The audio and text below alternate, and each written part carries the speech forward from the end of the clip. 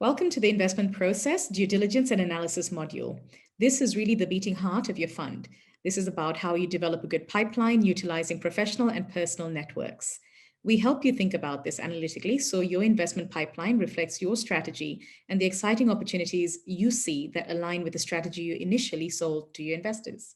We guide you through the kind of due diligence you need to undertake, being the commercial due diligence, the financial and tax due diligence, legal due diligence, ESG due diligence. This then leads to the kind of materials you should consider having in your investment committee papers to facilitate good decision making of a go, no go. In this module, you will also learn about the composition and the appropriate workings of a good investment committee. We go into some detail about the development of an internal operating model, which is how you'll be assessing how you expect this investment to go. This is where you will combine the analysis of the current performance of the company with their forecasts, but tempered with your assumptions. This module should leave you with a good understanding of the key areas of real deal due diligence and investment decision making. Welcome to the investment process, due diligence, and analysis module. This is presented by Babaka Kar and Geeta Dharmaratnam. The first part we're going to use to cover the investment process. If you look at the investment process overview, the typical investment process can have 5 steps. It can have more than 5 steps. But essentially, it is the process you are using to evaluate an investment opportunity. The first stage of that is origination. Origination is relating to the stage at which you are finding transactions. You are coming up with new transactions, and you are now starting to take those transactions through your investment process. As you start doing preliminary due diligence on this and gathering information, you may take that to the next step of the process, which is the initial investment committee discussion and decision. You will take your transaction to the IC to have the first stage of discussion around, is this a transaction that fits your strategy? Is this a transaction which is interesting enough for you to put more resources into doing due diligence before making a decision? From there, as you launch into a deeper due diligence, there are typically 5 areas that you're going to do the due diligence in. The first is strategic. The second is commercial. The third is into the operations of the business. The fourth is looking at the risks of the business. And the fifth is ESG. As you get more information, you're building up a stronger case of whether to do this deal or not. If you feel you want to proceed with this transaction, you take it back to your investment committee. You will get to a point when you have your final investment committee discussion and a decision where the investment committee decides to go forward with this transaction. From that point, you want to ensure that you are fulfilling all the requirements set by the investment committee to close the transaction. And that means finalizing the investment into the company. After that, you launch into the next stage of the fund, which is the portfolio management. And that is when you are adding value to these companies. So what we want to reiterate here is it is important that you have a formal, standardized decision-making structure for the fund's investments. It gives comfort to the investors, your LPs. It also gives comfort to the investment team to know the process of assessing and approving whether a transaction moves forward or not. Do keep in mind, taking a transaction through this investment process can take anything from a few months to more than a year. When you start with these investments from origination, you're really starting with the assumptions of the investment case. At every stage, you're gathering more and more information, which is your due diligence. You're evaluating what the positives are, the negatives are, and where it is you can put together a plan to add value to these businesses. That adding value piece is, again, really important because now you're getting specific about how you're going to help these businesses beyond just providing investment capital, which in itself is important. The investment committee is a critical part of the governance of the fund. The investment committee is what decides whether a deal should be proceeding to the next stage of the investment process. And the investment committee makes those decisions based on a combination of things, starting with what is the mandate of the fund as agreed with your investors. The investment committee really serves as a gatekeeper function. It is normally composed of typically 3 to 6 members, depending on the size of the fund. One person will chair and lead the meetings. It should not include the investment team members who are presenting a transaction to be considered. Now, the rationale behind that is the investment team are advocating for this deal to move forward. So by virtue of them presenting the transaction, they believe the team should take this transaction forward and the fund should actually close on this transaction. So from a good governance perspective, you want to make sure that the investment team members are not officially voting as part of the investment committee. Here are some good investment committee practices. You want to have members with relevant experience who are bringing complementary skills to those of the investment team. A second aspect here is it is worth having independent members, people who are not actually part of the fund manager. It allows you to go beyond your team to bring greater expertise, skills, networks to bear. The quality of the decision should improve as a result. You want to allocate specific roles within the investment committee, and it is helpful to have someone who plays the role of the devil's advocate to say, but this is why I don't think this is going to work, so that you are able to have a truly robust discussion at the investment committee about the merits of a transaction. A good investment committee is one where there is open, inclusive debate. It is not about lobbying. It is not about following what the previous person is saying. It is about genuinely every time you are faced with having to decide whether an investment moves forward or not, it's about genuinely having a discussion where you can test and evolve your own assumptions around the transaction. The investment committee papers should be submitted in good time, which means that the investment committee has enough time to read through the papers to have a productive conversation. You want to keep detailed minutes. This is really important because quite often there will be follow-up actions from the investment committee. Finally, you want to address conflicts of interests directly. You want to make sure on a transaction by transaction basis that there is time for the investment committee members to let people know if there is a potential conflict of interest.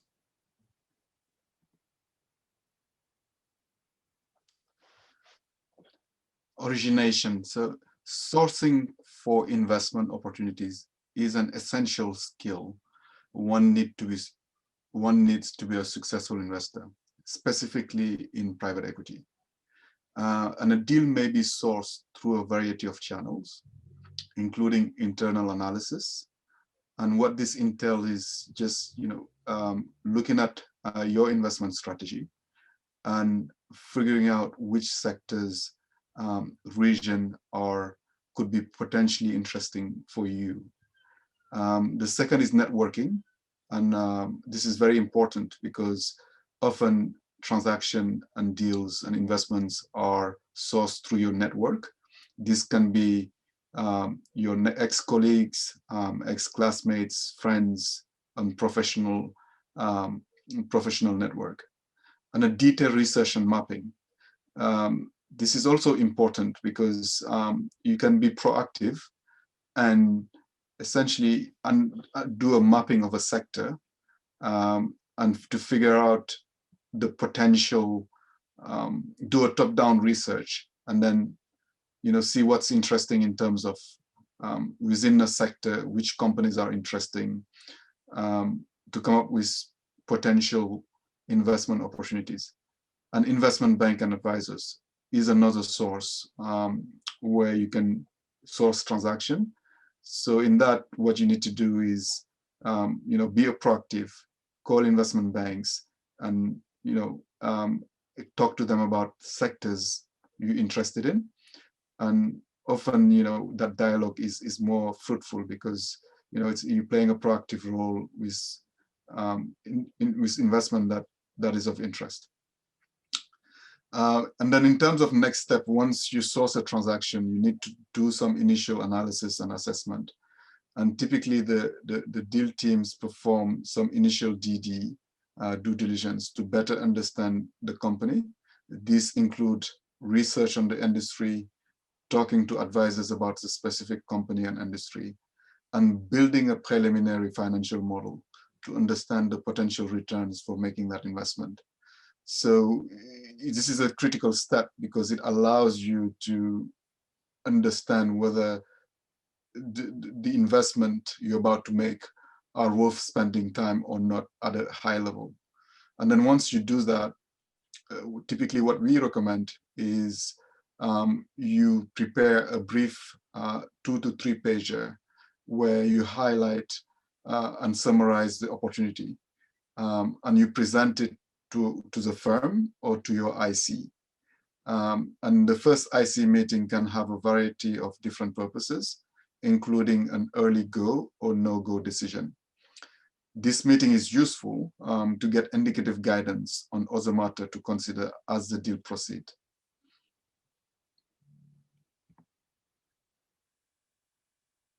So the initial IC decision, the objective of this is once the investment team has completed more detailed review and develop a comprehensive thesis for the reason for the investment, a strategy or plan is then carried out for the investment thesis. So the preliminary investment memorandum, it typically should include executive summaries, company overview, market or industry overview, financial overview, risk and key areas of due diligence. And on that topic, you can use the preliminary IC on the previous slide to just maybe get feedback from the IC members on where to focus in terms of DD. And then valuation overview is very important as well. Exit strategy, recommendation, and proposed project plan. And that preliminary investment paper should include the key items that you will need to focus on to get a decision for due diligence purposes. A key consideration is the valuation of the business, which is your assessment of the full value of the company. The investment team will recommend proceeding with the proposed project plan based on specific valuation range and due diligence budget approved by the investment committee. The project plan can include the hiring of third-party consultant and executive to perform various due diligence streams, including financial, commercial, compliance, and ESG due diligences.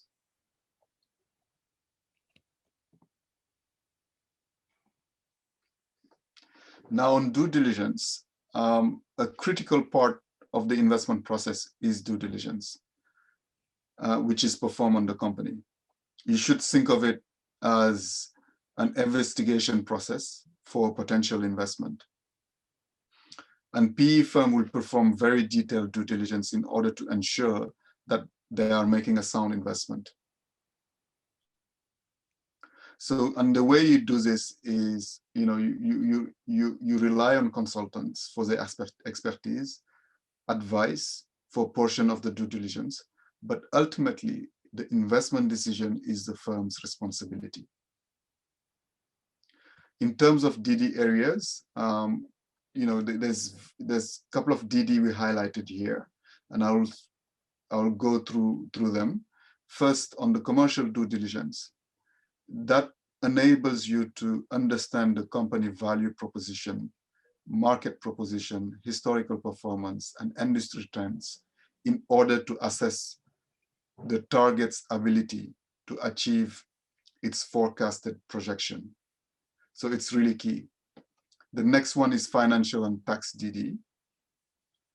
There, what you're looking for is to confirm that all financial information provided is accurate, and it should help you understand some of the unique dynamics of the company from a financial perspective. And a lot of the finding on the financial DD should help also confirm some of your finding in the commercial DD. The next one is legal DD, and also very important because it allows you to confirm that the target company is not subject to any future liabilities, including regulatory issues, threatening or ongoing lawsuits, and unusual or erroneous contract provision. So it's critical to conduct this DD with a good legal firm. And last but not least is ESG. So the environmental and social governance issues that the company may face. And this essentially captures any potential liabilities the business is exposed to from an environmental, social, and governance perspective. And there's more detail on the ESG model.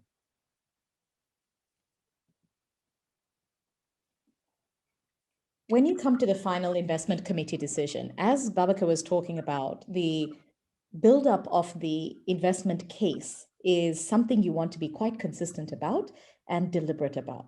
The final investment proposal, once all the due diligence items are completed, is presented to the investment committee once the investment team is comfortable with moving forward. Don't forget about that internal buy-in step, because you want the entire team internally to say, yes, we want this deal to move forward. A final investment committee memo is prepared, and this is usually in the form of a Word document, and it is presented to the investment committee. That final investment proposal contains things like the audit findings, the financial model, the commercial model, key risks and the mitigants to those risks, detailed portfolio management plan, which is what are you going to do after you invest in this business? How are you going to fix issues? How are you going to find ways to help the entrepreneur? How are you going to help the business institutionalize? How are you going to help in terms of market access, etc.?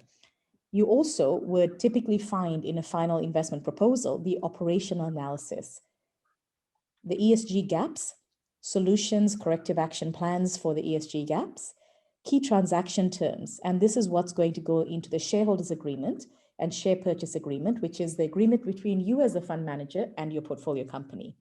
Finally, you want to recognize that people who are incentivized tend to outperform. So as part of the investment structuring, you want to think about how you're going to incentivize the management team of the company. And that management team are the ones you expect to really deliver on your assumptions around the business. So that management team may be people who don't currently have an equity stake in the company. So that management incentive plan is quite important. The other side of this is the decision that the investment committee will make when faced with this information. The IC, as we said early on, is a source of key experience and can be used as a sounding board to strengthen the deal. And the deal team will recommend to the investment committee to move ahead with the transaction. That automatically happens by providing the IC paper. The investment committee can either accept or reject or accept with certain conditions. And those conditions can be either met before or after the deal closes. But those then get encapsulated in the IC minutes and then therefore followed up afterwards. The legal documentation is a really important part of this entire process. And once you've gotten the approval to proceed from the investment committee, the fund manager and the company commence with legal negotiations using respective lawyers on both sides. And the outcome should be fully aligned with the key terms that were agreed with the investment committee. This process results in the finalized purchase agreement, the share purchase agreement, and other related transaction documents. The intent of this stage is very much to ensure that the terms that are agreed with the investment committee are fully aligned, being the investment case, and confirmed in the legal rights agreed in the documents that you have in place between the fund and the company you're investing in. The next stage here is the transaction closing. From here, both parties, the fund manager and the entrepreneur, will work towards closing the transaction. This can take anything from a few months to a year to complete. It really depends on what we call the conditions precedent, the size, the complexity of the transaction. And this is a really important part of the entire stage because it is cementing what you have previously been discussing. The good practice here is to ensure that as you're going through the transaction closing, you are regularly updating the investment committee with information on the final terms agreed. Once the private equity firm has officially signed a deal with the target company, both parties usually have some sort of public acknowledgement of the investment. This could be through a press release, this could be through a signing ceremony. It is a part of this whole process, which can be a good kickoff to leaving behind the challenges of negotiating the close and starting a new step of the journey where the fund and the company are now on the same side of the table, which is focused on trying to add a lot of value and help this business grow. The final IC decision ends with the portfolio management plan. And as we said earlier, you would really want to be clear on what value you bring as a result of the investment that you're making. And the portfolio management plan should contain all that information. And the portfolio management plan can evolve during the course of the holding period of the investment. The first step of this is developed during the due diligence. You want to show the value levers for the investment, such as mergers and acquisitions, internationalization, maybe you are having organic growth, sales force effectiveness. All of this is saying, how can you grow the top line of the business? How can you scale the business? You could work with due diligence consultants, advisors, and the company itself to develop an action plan which is more granular and which is actually something which can be delivered, hence actionable. You want to span the foreseeable duration of the investment, whether that's 3 years, 4 years, 5 years. But keep in mind that this will likely evolve year by year whilst you get to know the business more, or as new things happen, maybe new opportunities come up and you need to react to this. The initial portfolio management plan includes a 100-day plan. The 100-day plan is pretty typical for every investment. During that, you want to try and get the low-hanging fruit. What are the key things that need to be addressed? Some of the things in the 100-day plans are some of the conditions that were agreed by the investment committee. So you want to make sure that you match and meet those requirements within the time frame that has been agreed. The fund manager and the company will work together to improve the business. And included within the portfolio management plan are key actions relating to various levers. This includes improving ESG. This improves the finance function. It also is about improving corporate governance. And corporate governance is related to the institutionalization of the decision making in the company. Especially if you have family-owned businesses, you want to recognize that a lot of the portfolio management plan is going to be inclusive of mechanisms which are formalizing processes within the company. It is about ensuring that the HR function is one which is carefully managed, there's documented processes in place, and that people are being treated both fairly and consistently. The technology piece of this is something which you should expect to work on. This is getting MIS systems in place. It is ensuring that there is visibility of what is happening in the financial accounting all the way through to operations management. You also want to look at marketing, sales, and business development. This is a critical lever because this is fundamentally related to the growth of the business, which is really going to be a significant part of your expectation of how this business is going to evolve over the time period that you are invested. So you want to make sure you are clear about how you are intending to help unlock new markets or to help the business grow its top line. The final lever here is strategy. Strategy can be a bit of a catch-all because it's relating to almost anything within the business. But you do want to formalize how it is the business is thinking through its strategy, its planning, how that manifests in its annual plan and budget, and how that manifests further into accountability mechanisms in terms of setting KPIs for individuals, for the board, for the management. So when we go into part 2 here, we're going to be talking about the investment analysis. Babak, I'll hand over to you for that. So as a private equity investor, you must evaluate several factors in order to determine whether any given investment opportunity is a good one. So research is needed in order to understand a company financial, market position, industry trends, and debt financing available if it is an option. In this page, we will discuss how to assess an investment opportunity. While every company has its different nuances, this slide will give you a general framework on how to analyze an investment opportunity and the various consideration that you need to think about. So in terms of research, you need to look at the company's financial statement in order to understand the business model. You also need to look at the market positioning and the market potential for that business. The various industry trends. Is this an industry which is growing? Is this highly regulated? How was the cycle in the industry? And also in terms of debt financing, in the case that you need debt for the transaction. So this list that I've just mentioned is not exhaustive, but it's, these are the things that you need to think about, and it can be more can be added to the list depending on the industry and the company. And then you have the evaluation. And in order to determine the viability of an investment opportunity, as an investor, you need to evaluate several factors. And these include opportunity to drive value in the operation. And as Geeta mentioned earlier on the portfolio management slide, this is critical because this will help you create value within the time frame you're holding this investment. And the other important element, obviously, is the company management team.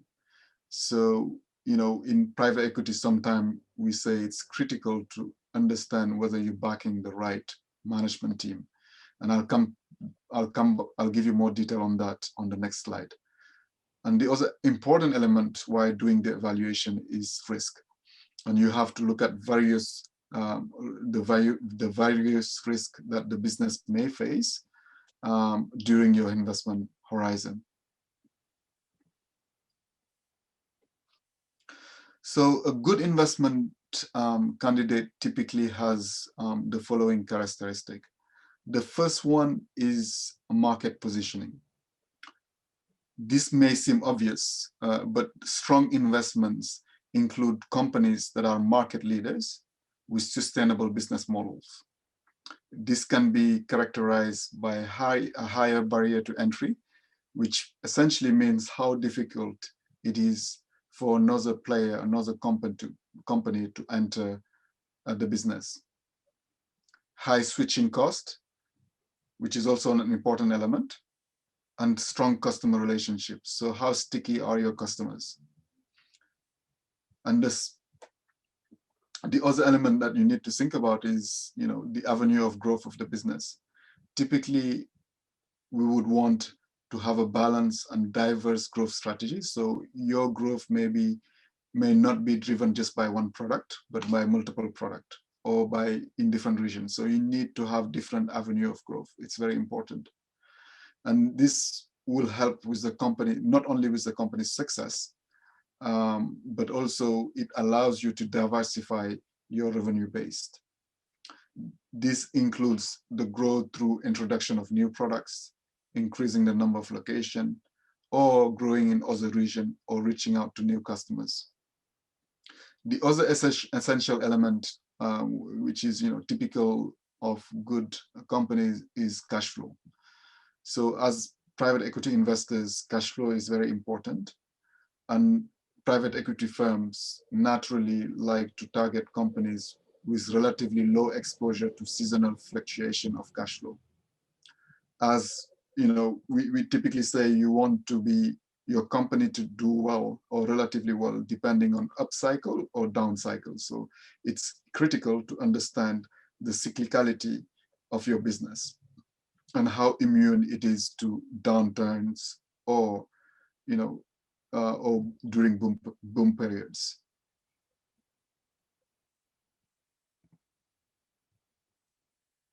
And then the other element that's important that you need to look at is CapEx. CapEx is to link to the cash flow. So it's an important point to look at, because companies which have low maintenance CapEx, meaning investment, will give you more flexibility in terms of capital allocation. So if you have a business that require a lot of investment to grow, then you may be limited in terms of how much cash flow that business generate. So it's critical to look at how much capex is required for the growth of the company. Understand whether to grow you need to make acquisitions, so that increases your capex. And how much capex do you also need to grow the core operation? And PE investors tend to favor companies that have low capex requirements because it generates more cash flow. And the other element that you need to look at is, the various ways in which you're going to create value. So this is part of the portfolio management plan. In the company, you're looking at how many levers do you have to increase value. So a good investment candidate will also have multiple areas where you can add value. This, a couple of examples are increasing the efficiency of the operation, the digitization. If you, during the lockdown, for example, and during this health crisis, a lot of companies have accelerated the digitization process to allow them to serve customer or to reach customers, as a lot of these businesses were not able to operate as normal. So it's important to understand, whether the business you're investing can be digitized when in period of crisis. Pricing optimization is also important. So understanding the pricing strategy of the business.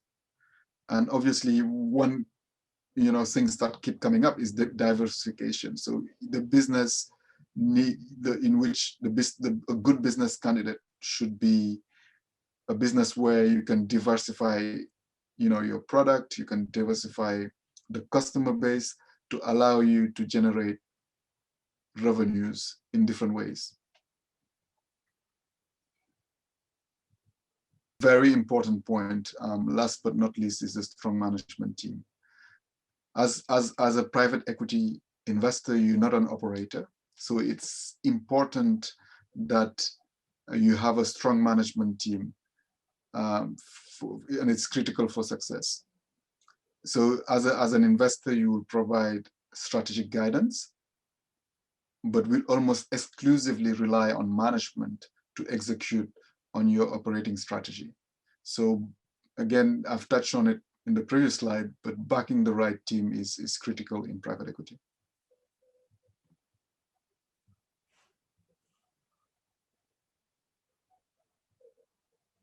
So here, the other element that you need to focus on is obviously your business plan. And it's very important that obviously you not only rely on the management or the business plan. As an investor, you need to develop your own view on the forecast of the company. And to do this, you need to build an internal operating model. So the internal operating model should have the following characteristic. It should be detailed, target-based, and based on reasonable assumptions. This should be done in partnership with management, your DD consultant, and the due diligence advisors, as this expert can add a lot of value into you building the operating model. And the operating model to be very good need to be based on specific drivers and assumptions. These include price, volume, raw material cost, number of branches, number of customers, renewal rate, variable cost. So these are elements that may need to be there, but obviously every company's and situation is different. So you need to think about this alongside your due diligence consultant and your due diligence advisors. And the complete operating model provides a detailed overview of the expected financial performance of the target. This will provide you with a detailed information on the main driver of the potential return of the investment. And this model should be flexible enough to allow you to adjust for assumption so you can see the effect and the outcomes.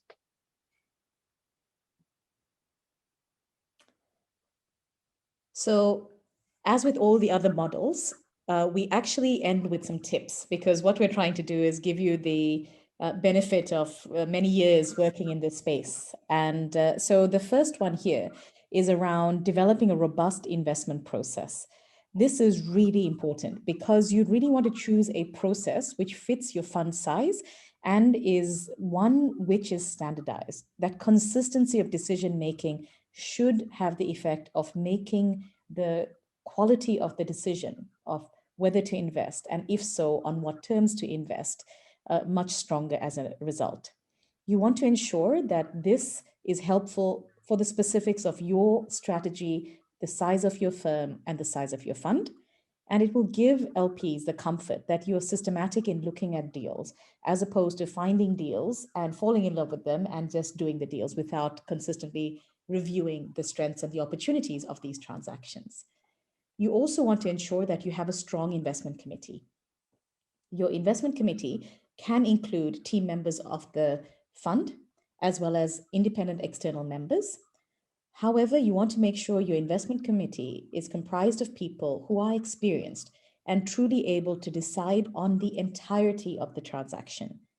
You also want to make sure that the IC can challenge the deemed team in a way that allows for robust conversation and for a robust decision to be made about whether a deal moves forward or not. Babak and I always talk about this as being the beating heart of a fund, the investment choices and the transactions that move forward. And then, I fully agree with Gita. The other point that is critical is, as an investor, you need to continuously challenge your assumptions. It's very easy to get comfortable with your deals, but having a develop a robust investment process and a strong investment committee will allow you and make it easy for you to challenge your assumptions. So you need to have an open mind as you go through the process of making an investment. And it's critical that you use the different steps that we've highlighted during this presentation and training to really challenge yourself, and ready to be flexible and adapt to changes as they occur. So, going into an investment, you may, have a thesis, but as you go through this process, the objective will be how you can make that thesis even better by using the information that you would have, or the conclusion you would have seen, and the facts you would have seen during that process. So challenging your assumption is really critical in the investment process. And the other important tips is to keep track of your investment. Whether you make it to funding or not, it can show you trends that you can revisit them at a later stage for future deals. So, you may go through this process and not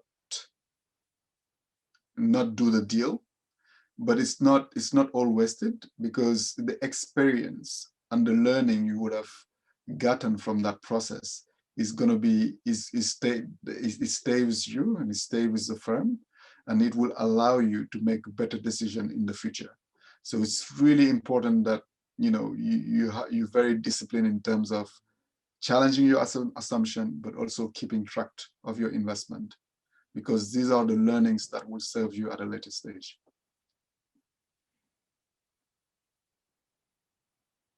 Thank you.